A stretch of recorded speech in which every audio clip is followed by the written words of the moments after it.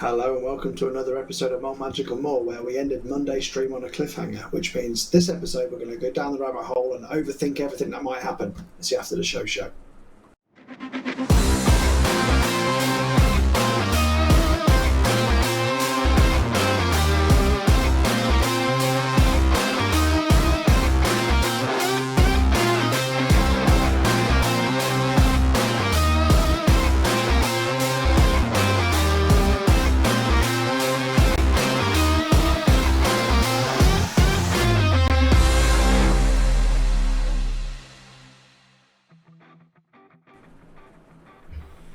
Hello. Hello.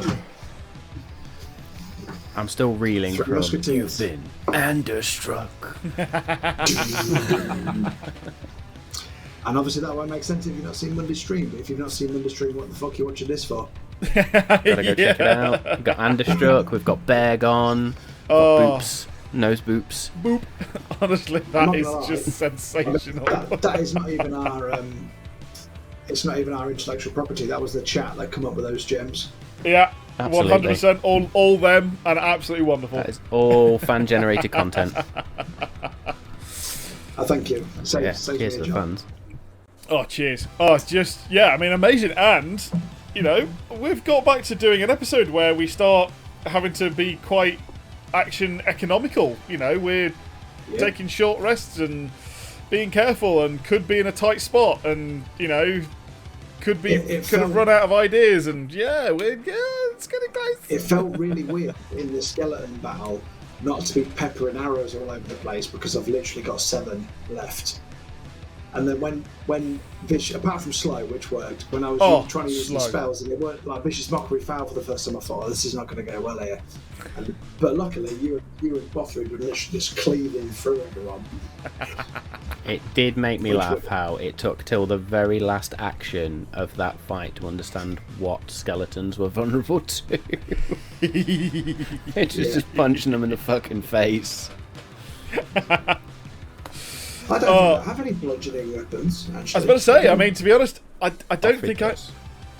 Bothrid's got his vicious rake club. Nice. The thing is, also, to Dargon, it wasn't really going to change what he wanted to do, per se. I know it could have been that he could have done double damage, but double damage on a lesser weapon, and he was still taking some guys out in one hit. So to him, that's true. You don't need that double. The no-look stab. That was brilliant. And then that comical bit at the end when Danny under missed and then Dargon missed. It's just brilliant. I thought we were going to end up with another round of combat at that point. I know I should have gone for the dagger rather than that fucking stupid sword. It's only because it does extra damage to the undead that I wanted to use it. Yeah, and obviously, you know, you still want to find out whether, you know, what that thing does. So, you know, attuning to it. Because I have attuned to it now, so I know what it does, which is why I want to give it to Kirik. But I just thought I'll use it one time, so I'm not up close and personal very often. But then it's only got a +5, and that's what let me down. If I'd have used the dagger, I'd have had a +10, and I'd have killed him. Oh, right. Because daggers could be used with your dexterity bonus rather than your strength, isn't it? Yeah. Mm-hmm. I was thinking, the sword though is 1d10 two-handed, where it's 1d4 +5, which is more kind of the same thing, but it could work out worse, couldn't it? So is it 1d10 plus anything, or no, just 1d10? So the maximum and you it's can not a get long is 10, sword 1d4 kind of plus guy. 5, maximum's 9, so yeah. But you know, it didn't work out too bad in the end, did it? It's just the difference there is the minimum damage. So the minimum damage for the greatsword is going to, the corpse slayer longsword is going to be 1. It's 1, whereas the minimum 6. damage for the dagger is bound to be 6. Well, I didn't do that maths, did I? This is why we have these episodes. Yeah. To point out all the things we did wrong and make us feel good about ourselves. No. It's just because it's things a lot of players don't think about. Is they see, that's a 1d12. I can hit with a 1d12 weapon. Which means like with a 1d6 plus 4. With the 1d12, yeah. you can hit, but you can still do 1 damage. Yeah. But with the 1d6 plus true. 4, you're going to get 5 minimum. So it's that whole That is a very sort good of point. It's that economy piece at the end of the day. It's not necessarily action economy, but it's It's more realising that I can drop Timiel's Wrath on someone's foot, and I'll still deal 9 damage. Yeah. What do you think then? Right, let's start going down some rabbit holes. Okay. There's three rabbit holes I think we can go down. What animated the corpses? The second one is what was behind the Wrathstrike door in the temple. Yeah. And the third one is, do you think my flippant Fifth Element movie comment about the sources of power might actually be real? Or what do you think they're linked to the elements? It was exactly what I was thinking of. It is, right, are there 4 towers around this castle? Have we walked into the wind one, right? Or literally, if there's sources of power, is there another 3 somewhere else in Nylin? Because this is only part of the source. So there's other parts we're yet to find, unless that sword was one of them. Well, okay, so on that, we've now seen 2 pyramid buildings, right? Temples, yeah. Temples. Okay. One was where we knew was a kingdom centre in Phaliad. The second one, much smaller, is in one of the central kingdoms, Shiverspire. So my mind is that we will see one somewhere else. Okay? In the Black City. In the Black City. That's what I think. Now, it's a bit weird that one of them's a damn sight bigger than the other. Okay. But is that due to elven flamboyance or fey flamboyance compared to dwarven? Well, is it just an architecture preference thing? It could be. It could well be. As you say, it could simply be that as long as they follow the styles, one was more understated. It also could be that there is a shit ton of snow around it, so actually it is the same size. I don't know. Well, that's true. However, yeah, there was also a door on the top of this one into it, whereas that other one didn't. So maybe it's more of the fact that it is just commonplace architecture in Nylin, right? And I say commonplace as in not commonplace, but like the pyramids, it looks like a pyramid. You know, they go, this building should be like this. Yeah. Yeah, like the Aztec pyramids sort of vibe, isn't it? And, or so yes, like that, and like the fact that we have cathedrals, or you can point at a building and go, that's a cathedral, right? They all look very different and yet have a similarity to them that makes this go, that's cathedral. So it could also be that.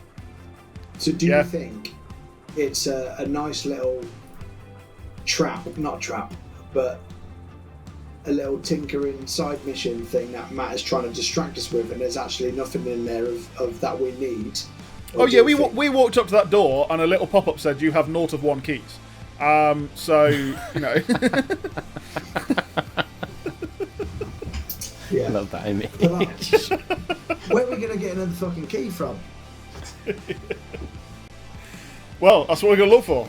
Maybe we will. As I say, I don't know whether there will be any extras. Whether it's but I'm super interested to know what's in there. Might be one in this tower actually. So that's the first one. I want to go and see if other towers nearby have a different element in. Yes, that's me. I'm going to play though that Dargon hasn't made that connection because he hasn't watched a DVD in his life. And yes, the first time I watched it was on the DVD. So scroll. Yeah. Please help. No. So then, I think we've got stairs to go down. I'm also making the connection in Dargon's mind. We had a door that a barrier we couldn't get through unless we held our breath. Right? He's gonna go if we got to go down here. We've got to hold our breath and see what the fuck happens. It's interesting though that it told a story of wind to Bothrid, And if this is where the source of the power is and where the orb is down here, which our dreams led us to believe it is, Yeah. a strong wind might explain how it blew 2 dragons away without killing them. They literally physically couldn't fly close to it because of like hurricane winds. I do like that theory, and obviously going back to one of your other questions, is this one tower, if it's the only tower around, is it connected to the source, and is it a story about wind power and all that lot? And it is the source. Now, what did Bothrid say? The essence of the wind? Of wind, yeah. Essence, source, very similar wording. Didn't want to put the 2 and 2 together, but I'm like, maybe essence and source. So yeah, maybe we do. Okay, there's many ways in which this could be that we heard wind, and that is either Bothrid's understanding of language means that he struggled to say the actual words, or he simply misunderstood them, or it's written as a riddle. He understood it, but it's written as a riddle. That the wind is actually the magic. So, it is like the riddle. What has teeth? No. What bites but doesn't have teeth? And what whistles but can't speak. Doesn't have lips, yeah. Yeah, is that thing of it's underlying. It's the wind is that thing that moves you and then everything else, but you can't see it. But that's what magic is. So, is it a riddle written like that? The external wind couldn't get in, and yet there's its own source of wind coming from this well.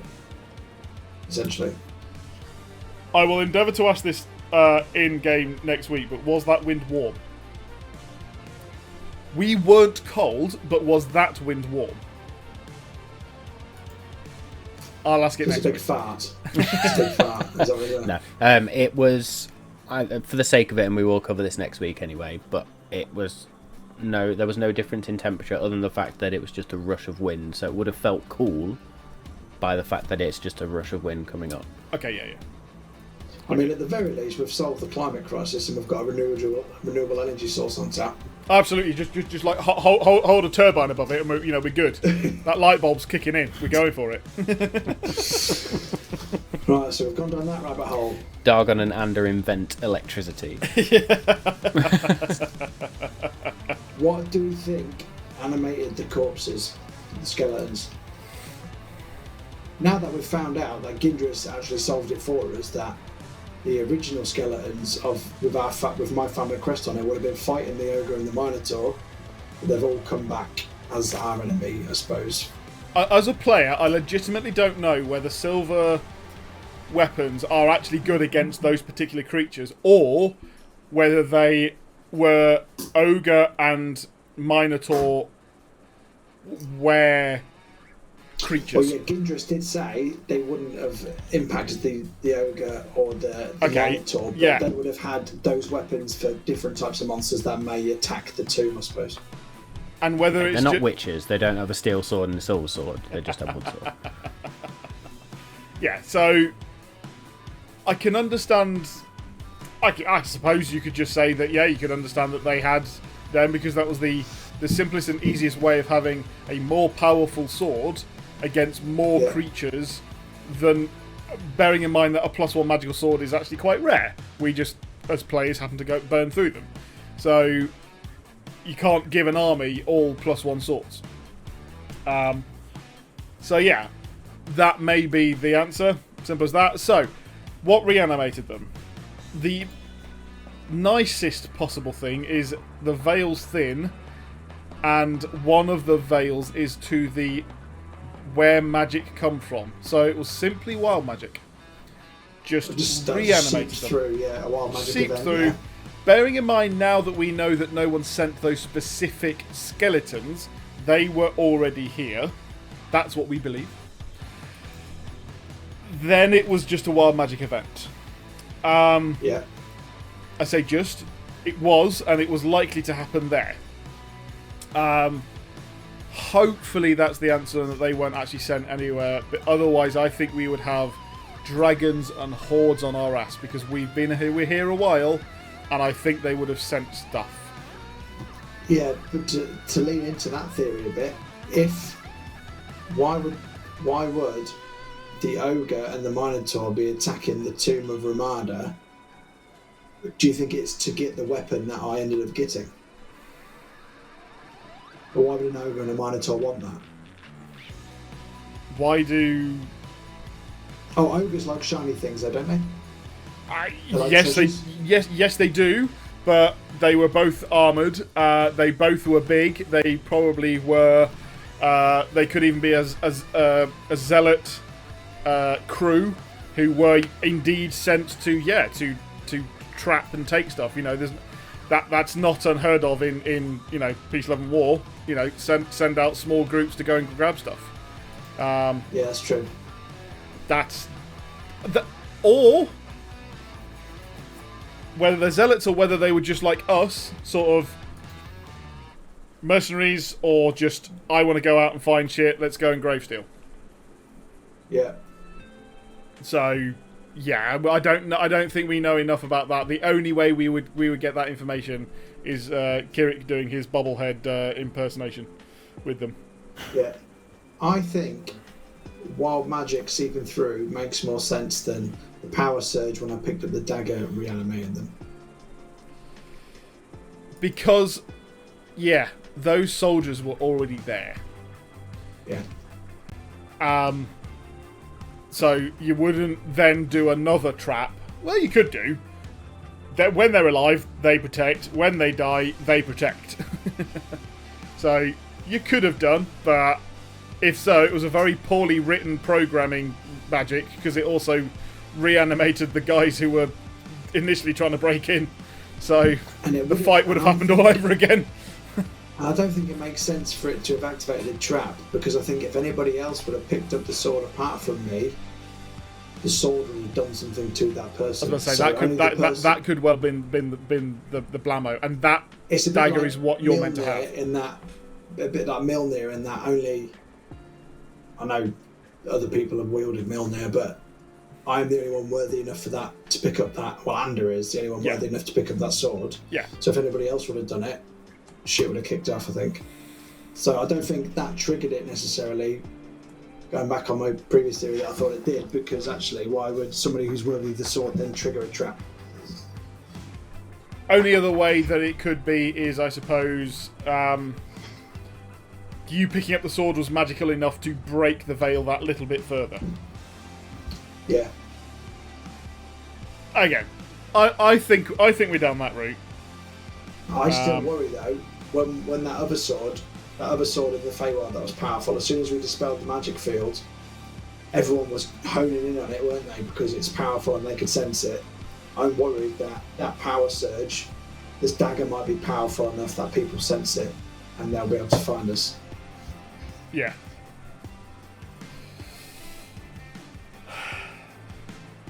We could be walking around with a beacon.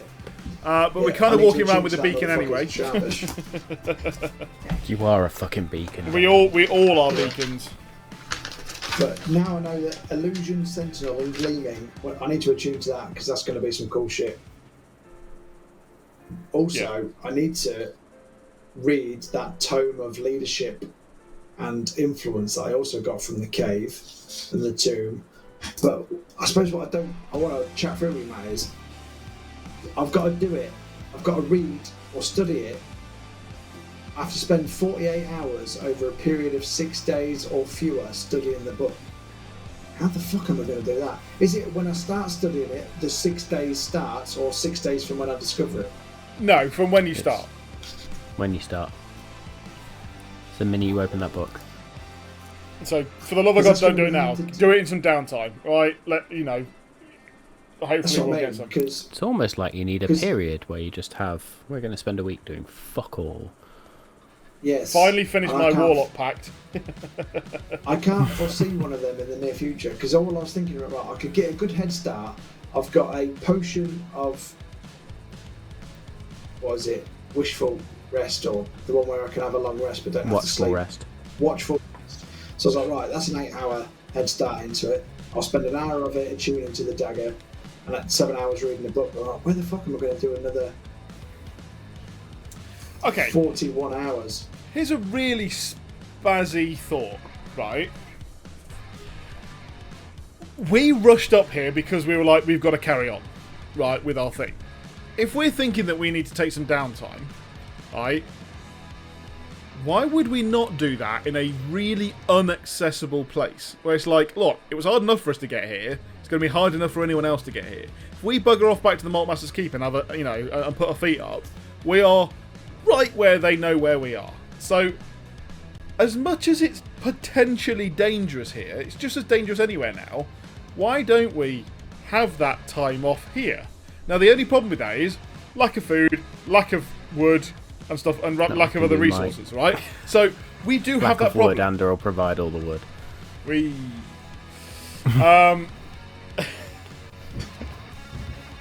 And apparently, Remley's got all the chafing to get the wood burning. So yeah, he's got the friction. He's got a tinderbox in his crotch. That's what we're going to call him from now on. Remley Tindercrotch. Tinderbox crotch. That is a fucking awesome name for a character, isn't it? Tindercrotch. It'd have to be Except a bard. it's going to have to be something like Stella Tindercrotch. It's got to be a female bard there, hasn't it? Yeah, Stella Tindercrotch has got a fire in her loins. Your sex is... Oh, no, wait. Yeah, So, in theory, Stella's the got her closest place groove to back. hunker down would be Mantineer, wouldn't it? From where we are now. I think we've got to head back that way. We know that if we get Kirik back, we can head back quicker. But saying that, we don't know anyone who's died in the keep. I don't Mantineer. think. But Remley will know somebody who's died in Mantineer for us to go back that way. Or does Kirik have to know who's died there? I think Kirik has to know them personally, doesn't he? No. But we need to go to Mantineer anyway because it glowed up on our dream. And I know I really should just map these out and write them down, and I probably will. Still getting confused with what's being lit up. What do we think is prophecies? What do we think are sources of energy? Well, and so what are the three kingdom? What are the three kingdom thrones? Right, because there's kingdom bound to be thrones overlapping bits. Yeah. But so you got Black City, Phalead, Shiverspire, Three Kings, right? Easy. Stop We've known that one for a while. That one's easy to remember, right? Then you've got where the prophecies are and where the sources are. Prophecies are the gold bits in the dream, which was Mantineer, Deluin, Ironforge, and Telma. We've been to Telma and Ironforge. We've got two parts of the prophecy. So that leads us to believe Deluin and Mantineer have the other two parts. So do we not... The sources... yeah. Have we not been told where the rest of the other sources are? No, so where the sources are. But if we think the sword is one of them, and there's one in Shiverspire, that would lead us to believe they're in the places of the Three Kings. So a third source might be in the Black City, which shits on our Fifth Element vibe we've there before. Yeah, but I mean, okay. If you're going down that route, wind. How do we attribute wind to celestial? If you want, if we know that those are connections, right? And why the hell did we not twig a source was in the Feywild, right? I mean, did we actually see it? Was it that massive tree and we were right next to it? The one that you got healed by? The Feywild King, dude in the wooden throne room, weren't necessarily that forthcoming.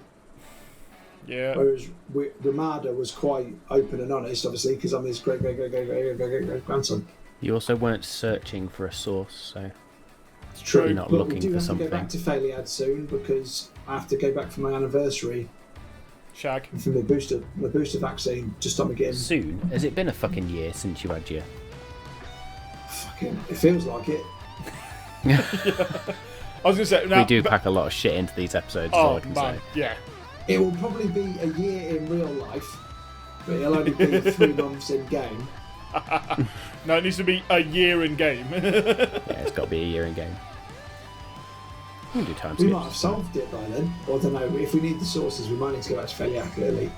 I'll see if I can get my booster shot early if we get back. I think that's one thing that actually, certainly as a player, I need to get my head around, right?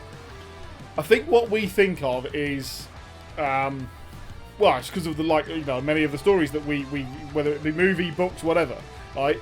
That you sort of get a snowball effect of everything's fine, and then suddenly, like we've seen, we lose this city, then this, and it's just car crashing. It could be that if we looked ahead, actually this will take years to happen. Or it could just be that you kind of turns into that in like the movies of Terminator and all these other ones in the future, where it's like little pockets of us all surviving. The whole place has been overrun, but we're still sort of surviving. It's not as soon as they've overrun, that's it, we're done, right? That we could make make a return. So I was thinking that this is really we've got a rush. We've got months left, weeks left. That's because I keep thinking that's the case. Whereas it could be that we've got to just realise it could be a war of attrition. Just keep going. Right, we will lose places, but we've just got to plod along. Yeah, the reason I feel like we need to rush as well is I feel like we're running a concurrent race, or we're doing a scavenger hunt with another team of people, like we've seen in the cutscenes. Yep. So I don't know if they're any further along than we are. So I feel like we've got to solve the riddle before they have, because they're trying to get there first. It's a very valid point, and obviously brings us back to why we have that unconscious urge to peg it, or to get on with it, because it's like we are as you say. And you raised another good point actually about cities falling. Ramada said to save Nylon you might need to destroy it. Well, we've already got the Isle of the Dead. Ironforge is already a desolate wasteland. Greenflower's been overrun by zombies. Seamead was fucked as well, wasn't it? Or did they make it to Seamead? Or did the zombies make it somewhere else? They were. River's End. They were all lining up, ready to cross the sea at some point, and then Kirik did his whole fucking one-man army moment and just obliterated fucking everything in Greenflower. Say again? Has an orc band, a band of orcs descended on somewhere? Captain Swift has seen a ship coming down the river, not along the sea. At River's End. Ship, yeah. So that's something. Good or bad, no idea. Ruins of Ascalion. So that some places are already fucked. So it's half destroyed anyway, really. It's a very good question, and it is one of those ones of it kind of does bring me back to, and forgive me, but this is the only reference I can think of. Right, I did actually think it was truly wonderful because it really went against all other games in the past, and that was at the end of Mass Effect 3 when you've gone right. I've been through 3 games, I've done that many hours of playing this game, and you give me a choice as to whether I kill, Hashtag spoilers. Many other things. So you basically get to have to make this massive choice, and suddenly we've been given that choice, right? By the way, you can fix it, but it is breaking it. You have to break it to mend it. It's Infinity War and Endgame, right? Well, I suppose it's that as well, isn't it? Yeah. It's kind of like we don't want anybody to have it. So literally nobody can have it because they're all dead. So Nylon has been taken out of the world. Okay. But to save Nylon, you need to permanently remove it from the world, or the universe, or the multiverse, or whatever. But this is where it then goes, well, okay, that's pretty stupid. Why don't we just leave it to its fate? Because it's gonna break and die anyway. However, the other side are trying to regain that power so that they can control it, bring it back into the world we know, have control over it, and take over the entire world. Right? In which case, missing a fundamental piece of information there, which is that the power that was holding it, wherever it is failing. Yeah. And fading. So actually, are we trying to keep Nylon where it is? Now we're here. So the source, so the curse of Ramado that binds Nylon to this place with the power is the curse is failing. So if that's the case, then are we actually trying to keep it there, right? But basically, there is a very good chance that this, like, radioactive core that is degrading is going to burst back into the world and destroy the world. So we've got to fix the core from the inside some way, or blow it up here. That's sort of where we're getting to. So hang on, I think I'm confused. But so the wish he made is coming undone. Is that what you mean? So if you think back to when you were first brought to Nylin, one of the things the Malt Masters explained was that whatever power was holding Nylin where it was beginning to fade. So which is why they're supposed to veil us so thin probably in some places. things you can draw connotations from that, but a wish itself would never fail, is all I'm going to say. Not unless it's been designed to fail in that specific. So somebody's twisted the wish, but. So does that mean that Nylin's going to cease to exist, or that it's going to pop back where it was before? Or is that just not what we know?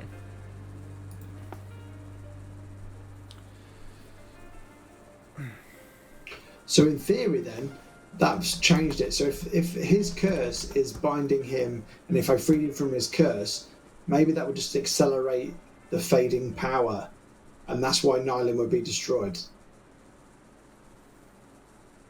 So do we want to do that or not? I know it sounds really daft, but I'm like... It's helping Nylin stay where it is, and we need to find the parts of the source to bring them together to be able to stop Nylin, not the power fading and Nylin fucking going anywhere, and then we could decide what to do with Nylin probably if we've got all the sources together. In a like golden gauntlet made by dwarves? No, maybe. I'd like him on a medallion. You'd have him on a cock ring. That is very fucking true. Yeah, 5 tiny. Have them made into rings. anal beads, yeah. Like full-on gold member when, he opens his zip and it's just light escapes out of the zip.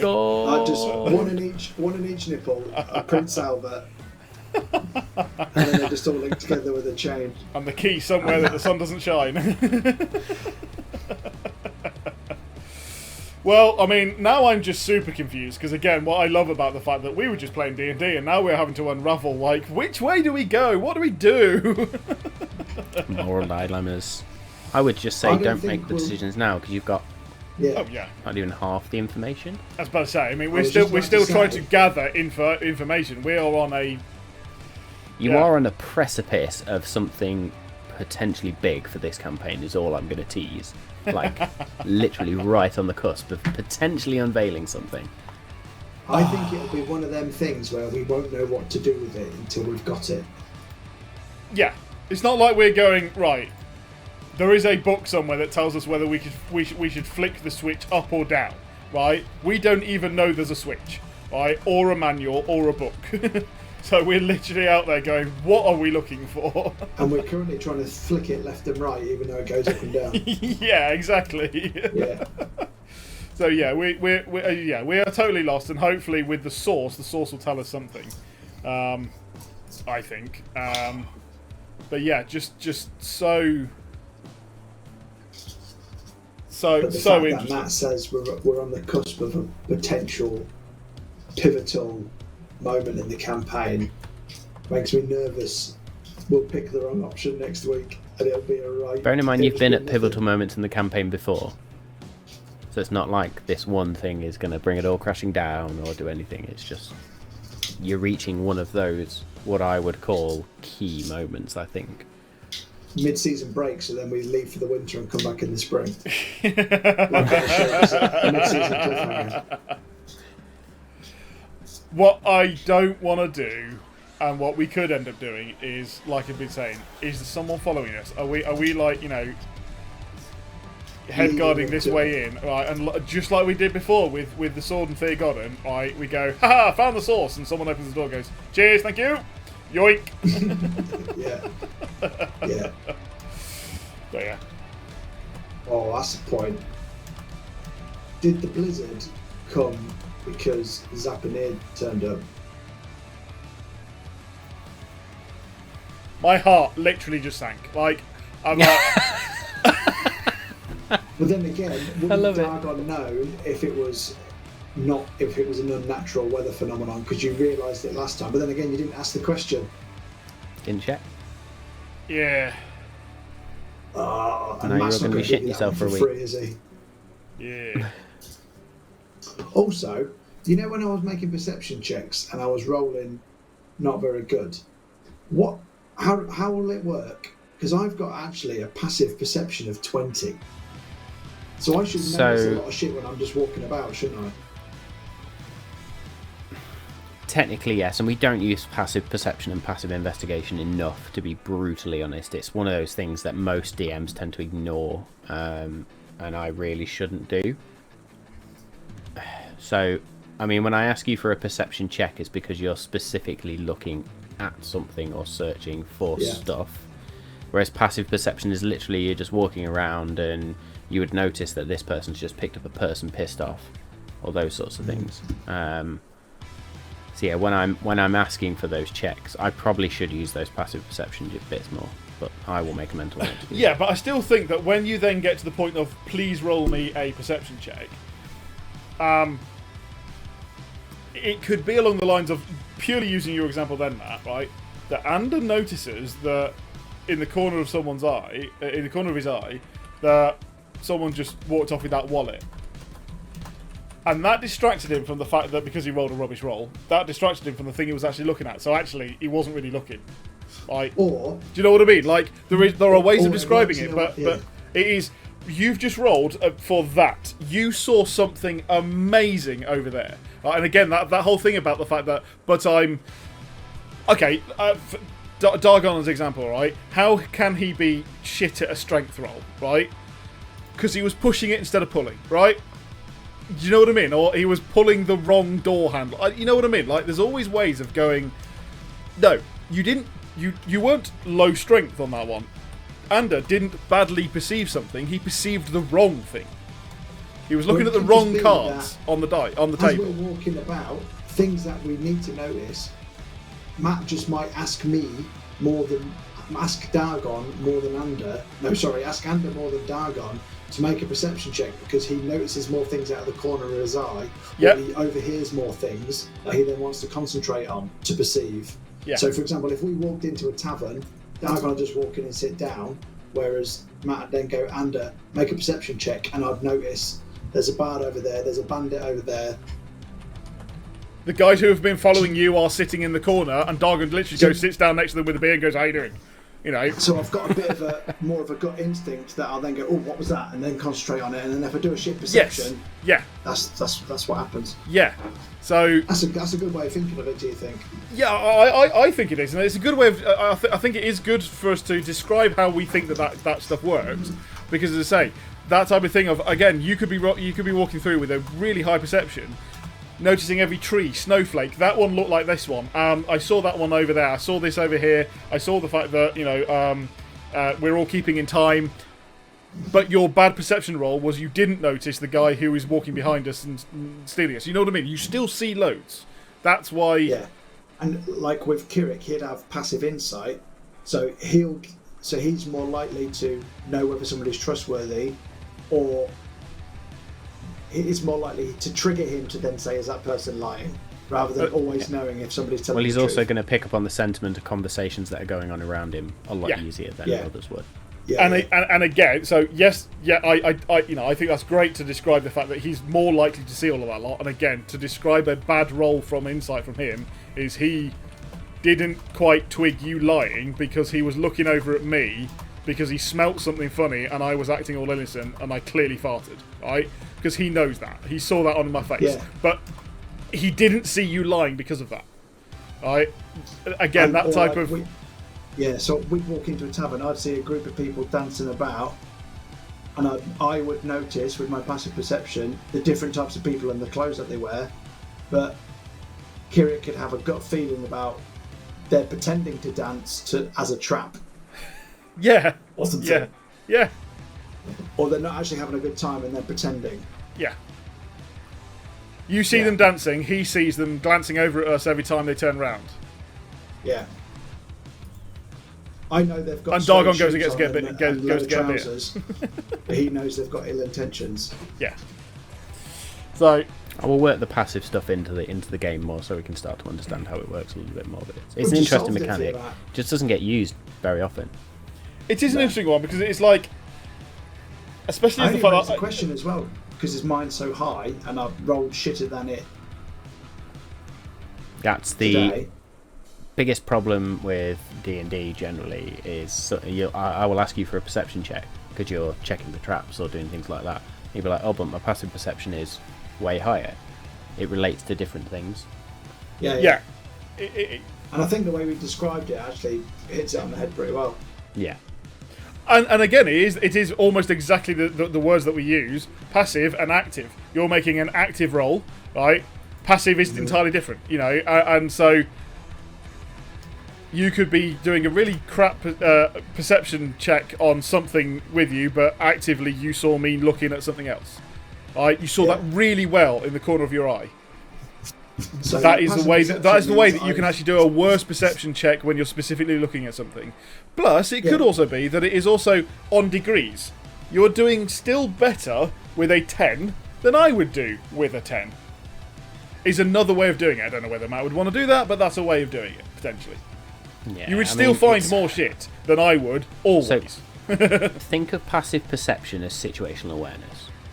Yeah. Like, it's not something you would ever roll for. It's more something I as a DM would use to tell you specifically would notice this because your passive perception is high. It's that sort of mechanic. I suppose with passive And the same goes for investigation, the with me insight. being my highest, I'm not going to say it's high, but 16's not bad, is going, you know, I look around the room and find that there's a door, 3 pillars, and a table. I don't know. And more shit on it. That's I don't know. perception, though, isn't it? So Well- would it be like you're more likely to That is just more. look No, at, it is perception. Yeah, yeah. I suppose it you're would be likely that to I. look at something and figure out it's a trap door or it's a booby trap without having to. I don't know. Passive investigation is a hard one, isn't it? It's just a hard one. That's why I brought it up because I was like, perception and insight are really. Passive perception is I can see there's a book. Passive investigations, you can read the title and the author. Yeah, so, I mean, passive perception is knowing all of those things that are going on around you. Think of passive investigation as if you're looking at a body, without searching, you would notice X, Y, and Z. Yeah, true. Yeah. That's a good one. And then passive insight is that you don't have to investigate to sort of understand the sentiment of a conversation. I can tell that that person's sort of emotional about X, Y, and Z, or they're feeling angry, and I just get that as I walk past. It's all of that situational awareness coming into. Ironically, when you click on it on D&D Beyond, it tells you what you're supposed to use it for. Why didn't we just do that? Twats. Because this is a talk show and we've got to talk about it. I mean, you know, it's boring if you just read use it rules as written. You could use it to represent an average. So if I wanted to repeat a perception check over and over again, you could just use that to say, right, if he wants to do it 10 times, let's just average it out and say he's successful because he's got passive perception of 20. Or it can be used when a DM wants to secretly determine whether the characters notice things like a hidden monster without rolling a dice. Nice. So if I wanted to search for secret doors over and over again, you could use my passive score to then help average out what 10 dice rolls would be, instead of making me do 10 dice rolls. Oh, that's So it good. almost That's helps you interesting. give a DC to loads of checks you want to make in a row, or does he notice this passively with like, yeah, I suppose that helps. Oh, that's interesting to know.